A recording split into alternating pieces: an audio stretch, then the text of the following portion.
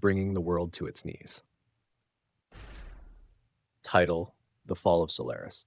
Once, Solaris was the world's greatest hero. Gifted with the power to manipulate light and energy, he could fly faster than sound, conjure shields strong enough to withstand meteors, and fire beams capable of vaporizing any threat. For years, he protected Earth from natural disasters, alien invasions, and rogue superhumans, loved and revered as a symbol of hope and justice. But every hero has a breaking point. Solaris's descent began with a catastrophe no superpower could stop: the death of his family. During a high-stakes mission, his wife and daughter were caught in a crossfire between Solaris and a powerful villain. A single mistake, a stray energy bolt, had accidentally triggered an explosion, killing both his loved ones.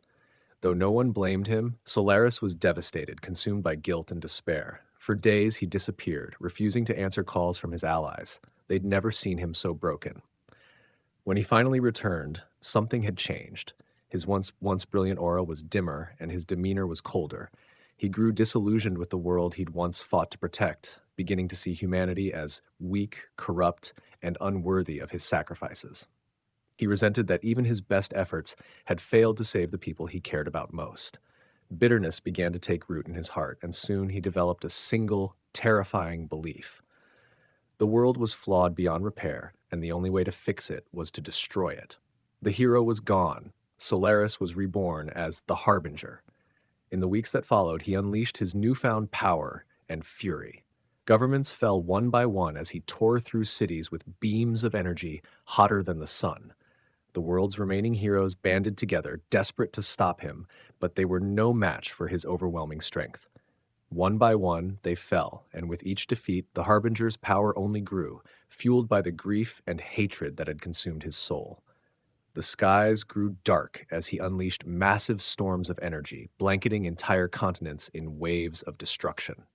Civilization crumbled, and in the chaos, only a few pockets of humanity managed to hide and survive, though they knew it was only a matter of time. In a final, desperate attempt to stop him, a small group of surviving heroes approached him.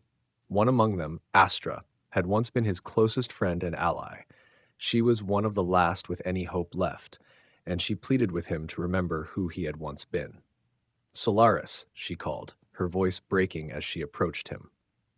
"Don't you remember the hero you were, the one who inspired us all?" But Solaris only laughed, a sound devoid of warmth. "Solaris is dead," he said, his voice echoing with the raw, terrifying power of a god. "I sacrificed everything for this world, and it took everything from me. It doesn't deserve salvation, it deserves annihilation." Desperately, Astra tried one last time. "There are still innocent lives, children who don't deserve to suffer, people who still believe in you." Her voice trembled.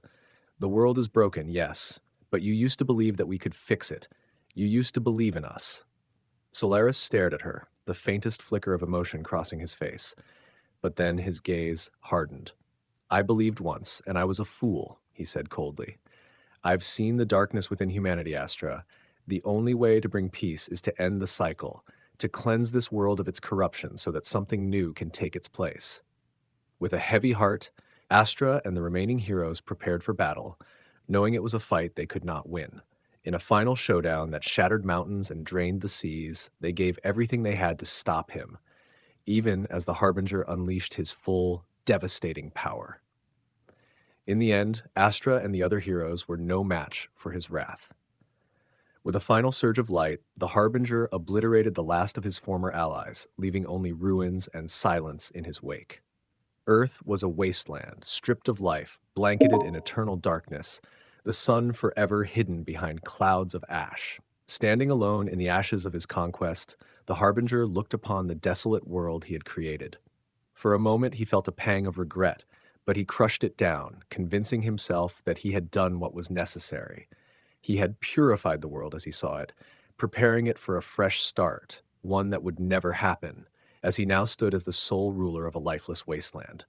But as the silence stretched on, unbroken and empty, he realized the hollow truth. He was alone, left with only his grief and anger, ruling over a world reduced to dust.